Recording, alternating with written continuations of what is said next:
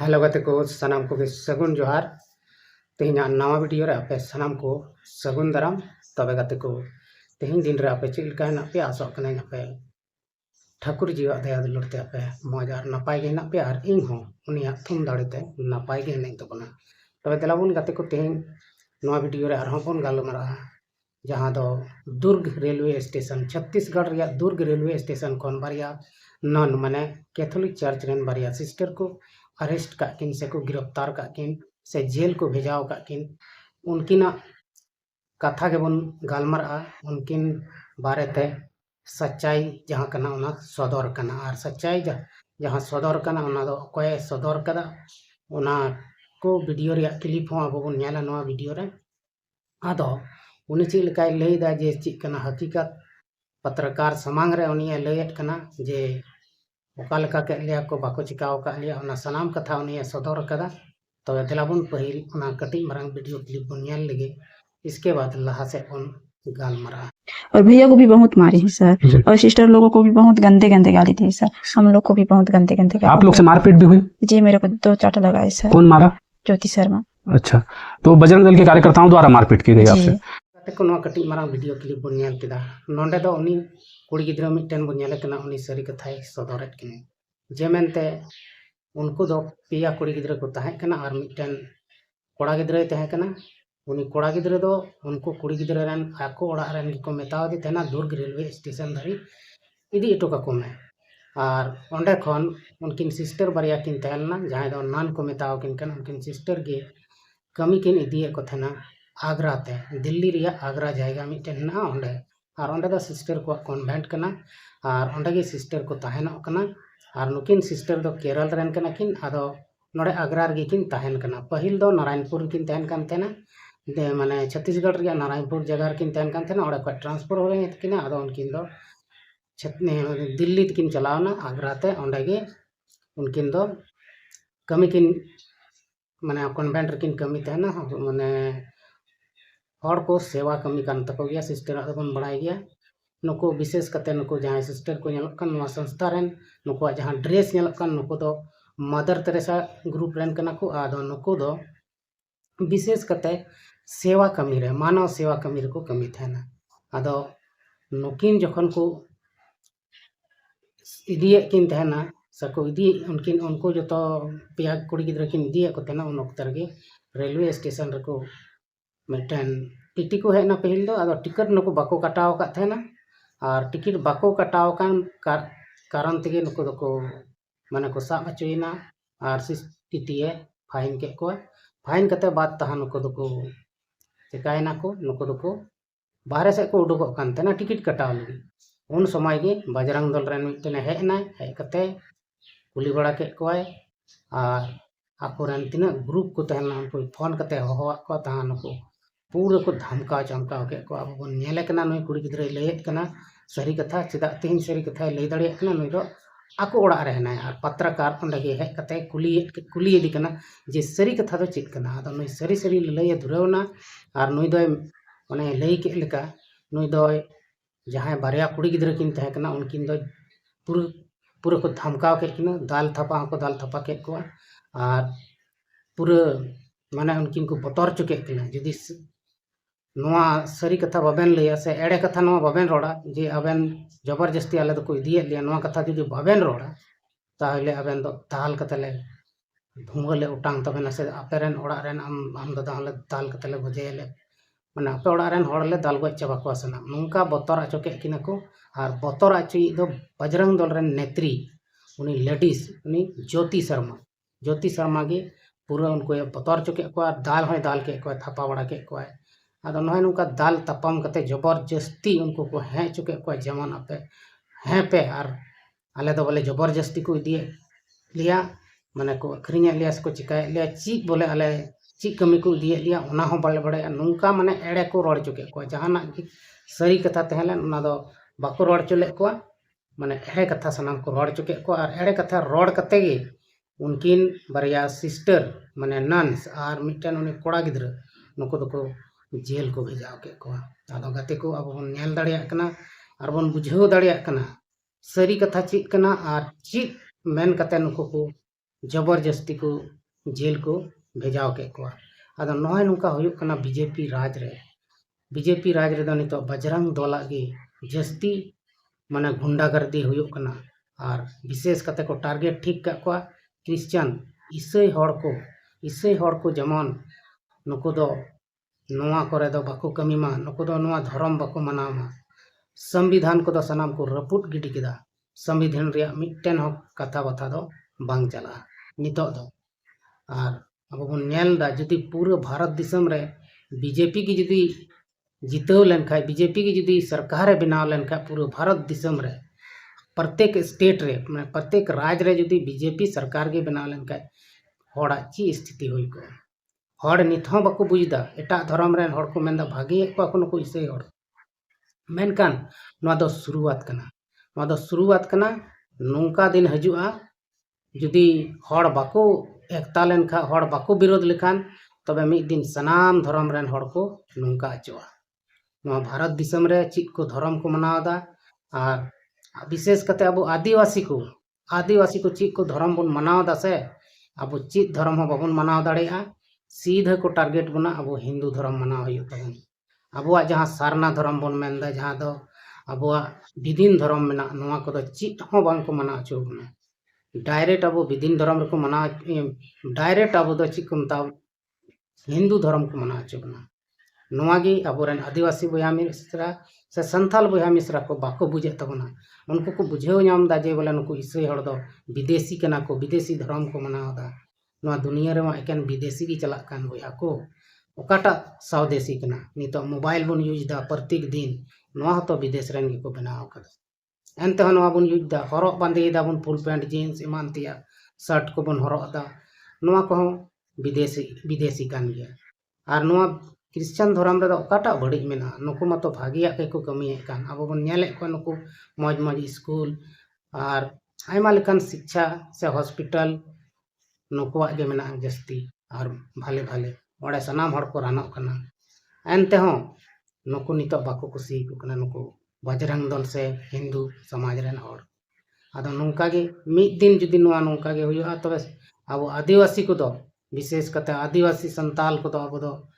एकाल अब धर्म करम दो सनाम इका गडी हुआ अब संस्कृति सनाम इका हुआ अब दो मिटन धर्म के मनाव हुआ तबना हिंदू धर्म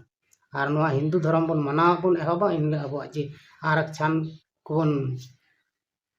अड़िस बड़ायदा आरक्षण ले नामदा से आरक्षण नुको ईसाई हड़ को रे लिया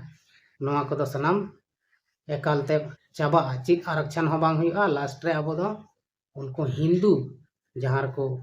प्रोग्राम जहाँ को पूजा पाटा अंडे सेन कते अब दो ना पतड़ा चाटो सेताल कान हड़ बन हुआ अंडे पतड़ा को चाटो अचो बन अब ठे आरो ना छुए छूत हजुआ जे नुको दो नीच जाति कना को कटी जित कना को नुको दो नोआ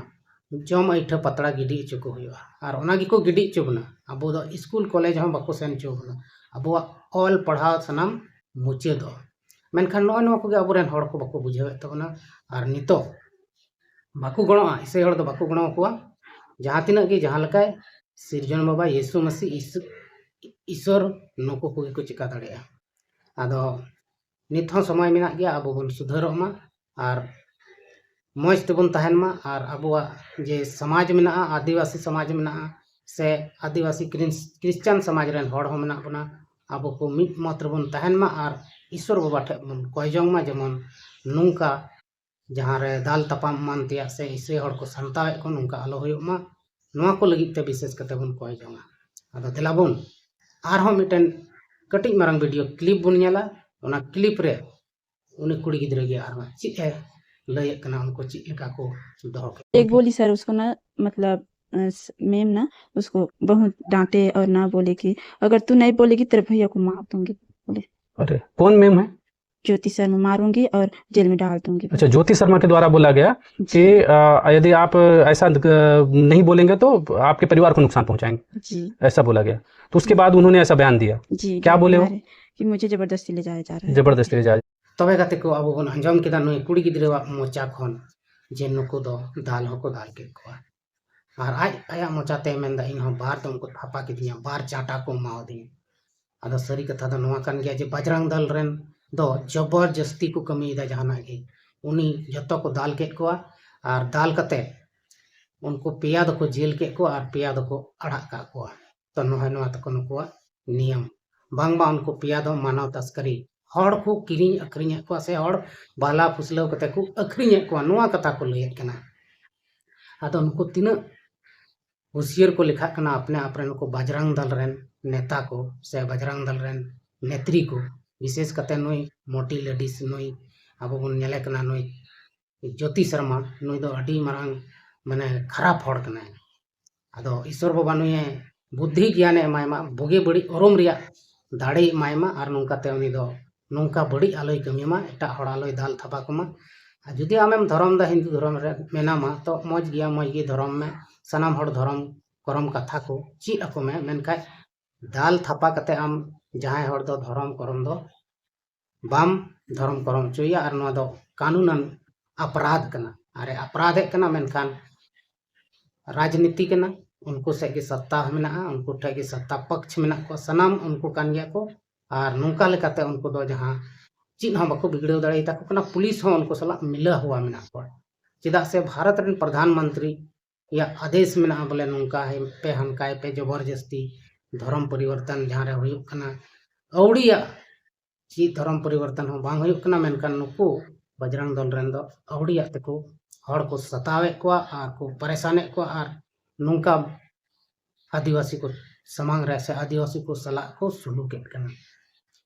ची उनको कुड़ी गिद्रे जहां को रुवड़न कमी को चला कान थेन उनको ओड़ा रे नितो जमन्यू को एम दाड़े को एमाव को तीस हो बको माव को अरे नुई ज्योति शर्मा जहां बकवास दा बोले छत्तीसगढ़ रे दो कमी बनुआ तो कमी लगाव कको में हाँ लगाव कको उनको बजरंग दल रेन को लगाव कको 30 हो बको लगाव को उनको दो एकेन औड़िया बकवास जेमन नुको हड़ हपन दो आलो को कमी बड़ाय नुको दो भिक मंगा लका अंते नते को दाना बड़ाय उनका तेगे को असुलो कोय बड़ाय तेगे को असुलो और लहा से नुको दो शिक्षा दो बको नाम मा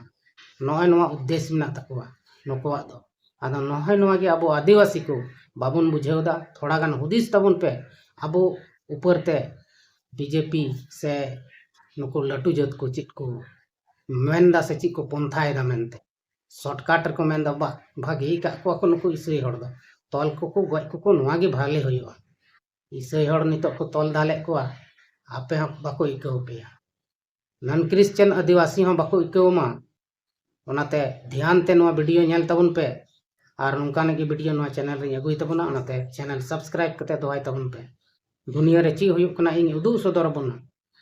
और ढेर से ढेर नोवा वीडियो नेल तबुन पे और कुरुमुटुई पे अब आदिवासी रे जहां जिगी जहां धर्म में मनावे कान जतो हड़ बन गणो गपड़ो जना जतो हड़ मिद मत रे बन तहना ताब गे अब बन बांचाव दड़िया नितो बापे हुदिस दा अडी मज जहां को दको हुदिस दा जे ठीके को को नको इन दिन आम जहां हिंदू धर्म को मनावदा से हिंदू धर्म बाको मनावे कान रहो उनको हो नुका को रस्क जम कना आदो रस्क कना पे नितो मेनका सेता लका आपे हको दो पे अरे नोवा दो नेल अगुवा कना और बडाया जिनिस कना जे लहाते दो उनको आलेरेन अपेरेन लुलु बुचुमिए ताइनम ते मेना अरे तो सोतार है की तो मंझिया है की तो सर्वा तो आदिवासी है की नौकाय मेताम आम दो मकोय कना हां आम दो आम औकात रे बोले तहन में उनका में और बांध दो स्कूल सेन चोमा स्कूल में अरे सोतरा के ने ना बैठा नोआ स्कूल रे दो नोडे एलाव बनुआ नौकान कानून को अगुया जे आदिवासी को स्कूल रे एलाव बनुआ नोआ स्कूल रे मा ओकारम पढ़ा मिशन को सनाम को बंद अचो ओकारम ओलक पढ़ा अकोयटा संथाल से आदिवासी बोया उनका मेना को जहां स्कूल को खुलव दड़िया तीसरा बाको खुलव जुदी को खुलव लेखान नितो उन छूट मेना स्कूल को कॉलेज खुलव रिया चिदा बाको खुलव दा आदो नय नवा को बुझ बापे बुझे तबुना और औड़ी गे वीडियो रहा पे कमेंट गदा ठीक गया को इसे हड़ दो को बंचा मा को तिगे जे ako तो को बंचाव दड़िया गया यीशु मसीह बंचाव को मा नोआ दो यीशु मसीह जमाना रे को रोड लगा और नितो को रोड़े कनी आदो नोआ दो शैतान को कमी कना इसे हड़ को से इसे बहा मिश्रा को आलो पे बतरो तबना दुनिया रे जहाना गे होयो जहां तिना दुख तकलीफ होयो इसे हड़ दो बाल माका बाको हिलो दड़िया और दाल कते को गज को एन हन को दो और हम को जीव दो जहां दिक्कत दो बनो नो प्रॉब्लम पतियो रे तहन तबन पे अब ची हम को चिका दाड़िया क्रिश्चियन हड़ा दो ची हम को चिका दाड़िया जहाँ तिनाग को सासेत को कष्ट को अंते उनको दो ईश्वरे गणा को मानवा दो बाको गणा को मानवा में को सतावे को चिका गणा को अदो सनाम बया मिश्रा जहाँ दो क्रिश्चियन को मेना पे से नॉन क्रिश्चियन हो जहाँ दो यीशु मसीह रे पतियो मेना पे सनाम को ठेन इᱧᱟᱜ मिटन नेहर गे मेना जे जतो हड़ अपनार कयजों समय रे नवा भारत दिसम रे नोंकान हड़ जहाँ दो बड़ी को कमिए कान जैसे कि बजरंग दल आरएसएस दल नुको को जमन बुद्धि ज्ञान को नाम भागे में मार्शल को नाम और 20 बड़ी को उरुम दाड़िया नोंकाना ईश्वर बाबाय भर अकोमा और नोंकाते उनको दो भागिया को कमी मा बीच कम जहाँ मानवा के से जहाँ धर्म रेन गे आलो को सासेत कुमा नोंका कोई जोंग बन दोहया और खटी गया मिद दिन ईश्वर आंजमा और नुको सनाम हड़ मौज और सुलूक शांति ते दोहबन अब दो मानवा कना बन जहाँटा जात रेगे मेना बन नोआ हा ईश्वर गे हटिंग का तबना जात को आना नवा जाते बनाव का तबन अब ते दो से अकय मानवा दो बाको बनाव कदा अदो नोआ को बुझाव हुयुग तबना और बाबन बुझाव लखाय दो ची बन चिकाया अदो सरी कथा दो नोआ कान गया दुर्ग रेलवे स्टेशन खन जहाँ नन से जहाँ सिस्टर को जेल किन उनकिन दो औड़िया तको जेल किन चिदा नुको जहाँ को चला उनको पूरी को बयान एदा बांगमा उनको दो आको इच्छा तगे को चला लेना से को चला कमी दो कोई जबरदस्ती उनको दो बाको इदिए को थेना और जहान बड़ी कमी दो बाको इदिए को थेना उनको दो किछु दो दाका उतु से नर्स को कमी निया को कमी गे को इदिए को थेना आदो मिटन रेंगे नाचार ओड़ा रेन कुड़ी गिद्रे जदी कमी चला जहाँ रे दो भागी कमी है ओना लगी ते नुको बजरंग दल रेन को जलन और उनको मेन मकसद दो नवा गे हेना जे आदिवासी बाको लहा से को बढ़ाव दाड़िया उनको दो बांध को कमी मा बांध को चिकाय मा उनको दो खाली निये करे गे को अचूर बड़ाय मा बाहरी दुनिया चिकना ओना हो बाको नेल मा एकेन ओड़ा भर रेगे को तहन मा और रेंगे तेतांग खाय दो हनी नाइटे को कय बड़ाय मा और नोंकाते अब आदिवासी समाज रेन हड़ को दबा बन लगी आदो आको ची को मेता बना ओनागे अब बन आंजम जमन आदो नोआ को गी थोड़ा हुदिस तबन पे बुया मिश्रा को और सनाम हड़ मिद मात्र बन तहन रे बन कुरुमुटुई में चाहे जहाँ की जहाँटा धर्म है मनाए कन आदिवासी समाज एक साथ बन तहन रे बन कुरुमुटुई में ठीक गया तबे देला बन तेहना नोआ वीडियो नोड़े गे मुचाद तबना मा तबे सनाम को गी सेन कोन मुचाद जोहार।